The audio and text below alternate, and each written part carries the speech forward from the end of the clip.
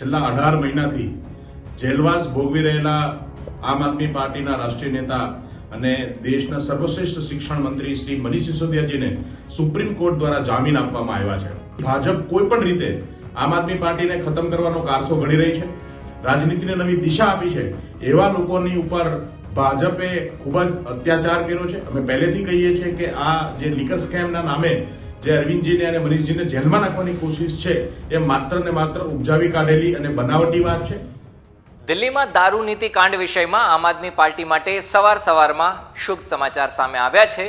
દિલ્હીના પૂર્વ નાયબ મુખ્યમંત્રી અને શિક્ષણ મંત્રી મનીષ સિસોદિયાને સુપ્રીમ કોર્ટમાંથી જામીન મળી ગયા છે. એટલે 17 મહિના બાદ હવે મનીષ સિસોદિયા થોડા સમયમાં જ જેલની બહાર આવવાના છે.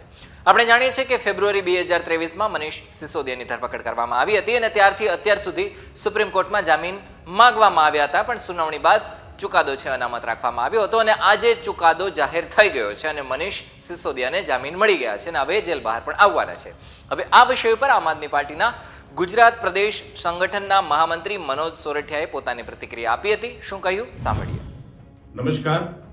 આજે બહુ આનંદની વાત છે કે છેલ્લા 18 મહિનાથી જેલવાસ ભોગવી રહેલા આમ આદમી પાર્ટીના રાષ્ટ્રીય નેતા અને દેશના સર્વશ્રેષ્ઠ શિક્ષણ મંત્રી શ્રી મનીષ સિસોદિયાજીને સુપ્રીમ કોર્ટ દ્વારા જામીન આપવામાં આવ્યા છે. આપણે સૌ જાણીએ છીએ કે છેલ્લા કેટલાક સમયથી ભાજપ કોઈ પણ રીતે આમ આદમી પાર્ટીને ખતમ કરવાનો કારસો ઘડી રહી છે અને એના અનુસંધાને આમ આદમી પાર્ટીના તમામ નેતાઓને જેલમાં નાખવાની કોશિશ થઈ રહી હતી.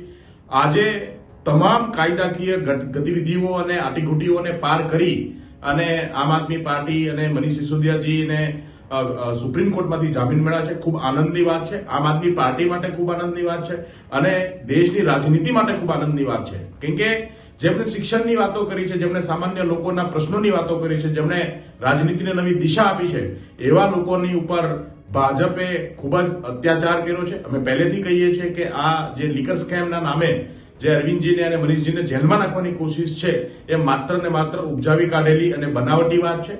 અને આજે સુપ્રીમ કોર્ટે ઓબ્ઝર્વેશનના આધારે મનીષજીને જે જામીન આપ્યા છે એ ખૂબ જ ગર્વની વાત છે. અમારા બધા માટે ખૂબ ખુશીનો દિવસ છે.